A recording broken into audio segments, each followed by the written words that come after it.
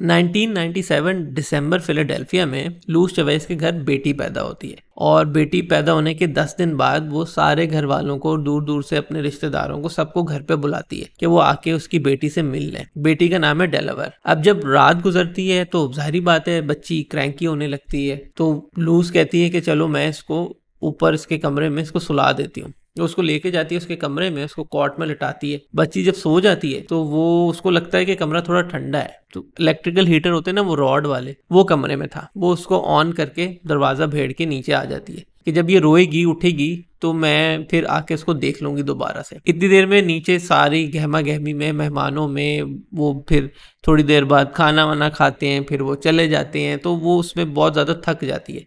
लेकिन बच्चे की कोई रोने की आवाज़ नहीं आती, तो वो सोचती है कि वो अभी तक बच्ची सो रही है आराम से, तो सब चले भी गए हैं तो 2 मिनट में अपनी आंख लगा लूँ। वो सोफे पे लेटती है तो ऊपर बहुत ज़ोर से आवाज़ आती है, जैसे कुछ चीज़ गिरी है ठास करके। डर जाती है लूज और भाग के ऊपर जाती है कि क्या हो गया, क्या चीज़ है। उसकी बेटी ऊपर थी, तो जैसे ही ऊपर जाती है तो धुआं ही धुआं होता है, पूरा उसका फ्लोर भरा हुआ होता है, और जो सोर्स ऑफ द धुआं होता है वो उसके वो जो कमरा है ना, नर्सरी, वहाँ से आ रही होती है। अब ये डर जाती है, भाग के अंदर जाती है, तो हर चीज़ पे आग लगी होती है, पर्दे पे, कॉट पे, जो फर्नीचर वगैरह था, हर चीज़ पे आग लगी हुई थी। वो फौरन से झपट के कॉट की तरफ जाती है और अंदर ऐसे हाथ मारती है, देखती है आग लगी हुई थी इसके अंदर, बहुत शदीद आग लगी हुई थी, इसका हाथ वाथ सब जल जाता है। तो वहाँ बच्ची होती नहीं। अब वो सोचती है कि वो जो गिरने की आवाज़ आई थी वो शायद वही थी कि उसकी बेटी गिर गई थी। तो वो इधर उधर देखने लगती है। इतनी देर में क्योंकि आग बहुत ज़्यादा थी, उसका जिस्म भी बहुत जलता है, धुआं भी बहुत इनहेल करती है, आंखों में मिर्चें लग रही हैं, कुछ नज़र नहीं आ रहा। फायरमैन आ जाते हैं इतनी देर में, और वो आके उसको घसीट के लूज को उसके कमरे से निकालते हैं, नर्सरी से, और वो उसको ले जाते हैं, फर्स्ट एड वगैरह देते हैं। और थोड़ी देर बाद जब आग वाग बुझ जाती है तो आके उसको बताते हैं कि कॉट, कमरे का फर्नीचर, पर्दे वगैरह तो बिल्कुल जल के राख हो गए, और प्रॉबेबली उसकी बच्ची भी उसके अंदर जल के राख हो गई। अब यहाँ पे लूज बहुत क्रेजी सी हो जाती है। वो कहती है कि मैं जब गई थी तो वहाँ आग लगी हुई थी मगर वहाँ बच्ची नहीं थी, लेकिन क्योंकि अगेन के धुआं था, आग लगी हुई थी, वो पैनिक कर रही थी, पूरे दिन की थकी हुई थी। तो बेसिकली जो रिपोर्ट फाइल करते हैं फायरमैन, उसमें लिखते हैं कि पैनिक की वजह से जो लूज चवेज है, उसके बयान जो हैं वो मैच नहीं करते उनकी फाइंडिंग से। और उनकी फाइंडिंग ये थी कि आग जो है वो हीटर की वजह से लगी, और फिर वो इतनी तेज़ी से फैली और इतनी ज़्यादा फैली कि हर चीज़ जल गई, और उस समेत, चीज़ों के समेत, उसकी बेटी भी, डेलावेयर भी जल के राख हो गई। इसलिए उसका कोई नामो निशान नहीं मिला। अब ये रिपोर्ट देख के तो लूस चवेज की हालत बिल्कुल ख़राब हो जाती है, वो डिप्रेशन में चली जाती है। 6-7 महीने बाद उसकी तलाक भी हो जाती है, नौकरी वोकरी सब वो छोड़ देती है, लोगों से मिलना जुलना छोड़ देती है। उसको इतना ज़्यादा गिल्ट होता है कि उसने हीटर चला के छोड़ दिया था, इस वजह से आग लग गई। लेकिन वो उस दिन को बार बार सोचती रहती है और सारी डिटेल्स के बारे में सोचती रहती है कि शॉर्ट सर्किट अगर नहीं हुआ तो आग कैसे लग गई हीटर से, और हीटर से अगर आग लगी भी तो कैसे फैल के वो कॉट तक चली गई। कोई पर्दा, कोई कारपेट उसके करीब नहीं था, इतनी शदीद आग इतनी तेज़ी से कैसे भड़क उठी, ये सारी चीज़ें वो हर वक्त सोचती रहती है। और इस तरह सालों गुजर जाते हैं, ना उसका किसी से मिलना जुलना होता है ना कुछ, बस इस डिप्रेशन में वो ज़िंदगी गुजारती रहती है, सोच सोच के। तकरीबन कोई 6 साल के बाद, जनवरी के महीना है, तो इस वक्त तक ये हालत है लूज की कि वो कहीं आती जाती नहीं है, रिश्तेदारों ने उसको सालों से नहीं देखा, मियाँ भी छोड़ के चला गया है। तो उसके माँ बाप फोर्स करते हैं कि हम फलाने, हमारे जो दूर के रिश्तेदार हैं, इनके घर पार्टी है और सब आए हुए होंगे, तो हम भी तुमसे वहीं मिलेंगे, तुम हमसे मिलने के लिए वहाँ पे आ जाओ।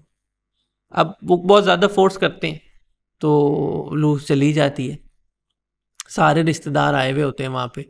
लेकिन जब ये जाती है वहाँ पे तो उसको अच्छा नहीं लगता इतना, लेकिन वो ये भी नहीं चाहती कि वो पार्टी छोड़ के आ जाए, तो वहीं कहीं कोने में बैठ जाती है। और लोग भी उसको प्राइवेसी देते हैं, ज़्यादा बातें शातें नहीं करते, वो बैठी होती है, टाइम पास कर रही होती है, तो इधर उधर देख रही होती है। और इधर उधर देखने में उसको एक ऐसी चीज़ नज़र आती है कि उसको अपनी आंखों पे यकीन नहीं आता। अब दावत के 3 दिन के बाद लूज जो है वो लेजिस्लेशन ऑफिस जाती है और वहाँ पे लेजिस्लेटर के पास बैठी होती है।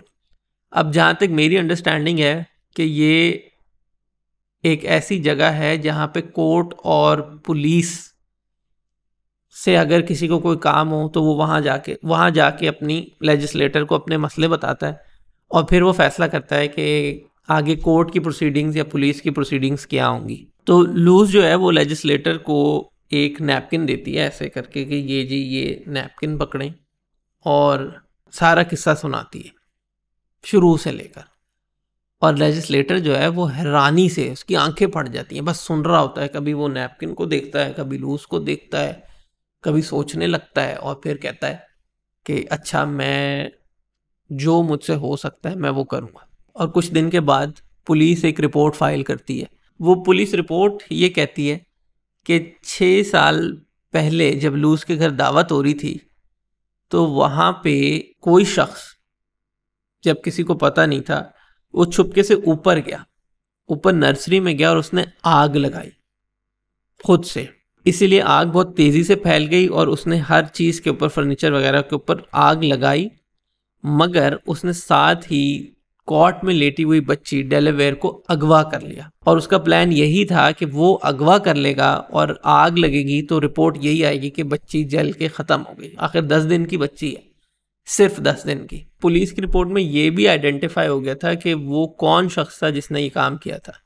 तो वो बेसिकली लूज के हस्बैंड की कज़न थी कैरोलिन, वो भी दूर की कज़न। उसने बच्ची को अगवा करके कमरे में आग लगाई थी। और जब ये लूज 4 दिन पहले जब पार्टी पे गई थी तो वहाँ पे इसकी कज़न, उसके हस्बैंड की कज़न, एक्स हस्बैंड की कज़न कैरोलिन भी आई हुई थी और उसकी 6 साल की बच्ची वहाँ घूम रही थी। तो जब ये लूज अपनी कुर्सी पे बैठी हुई थी तो इसने उस बच्ची को देखते ही पहचान गई थी फौरन कि ये उसकी बच्ची है, लूज की अपनी बच्ची है, डेलावेयर है। जबकि उसने उसको सिर्फ 10 दिन की उम्र में देखा था और आज वो 6 साल की थी, लेकिन फिर भी वो फौरन पहचान गई। लेकिन उसको ये पता था कि वो शोर मचाएगी, कुछ करेगी तो कोई उस पर यकीन तो नहीं करेगा।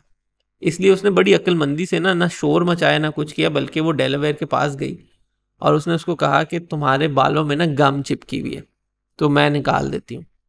बच्ची मान गई। उसने फिर उसके सर से ऐसे ऐसे जब गम निकालने की एक्टिंग की तो 2-3 बाल तोड़ लिए और उनको नैपकिन में बंद करके ले गई। और लेजिस्लेटर के ऑफिस में जाके उसने वो नैपकिन उसको पकड़ाया, सारी कहानी सुनाई और कहा कि आप डीएनए टेस्ट करके पता करें कि ये बच्ची किसकी है। और वही हुआ, जब रिपोर्ट आई तो उसमें पता चल गया कि ये बच्ची डेलावेयर ही है, इसी की है और कैरोलिन ने इस बच्ची को चुराया था। अच्छी हैप्पी एंडिंग हो गई पूरे क्राइम की और वो दोनों आपस में मिल गई और खुशी खुशी आज भी रह रही हैं।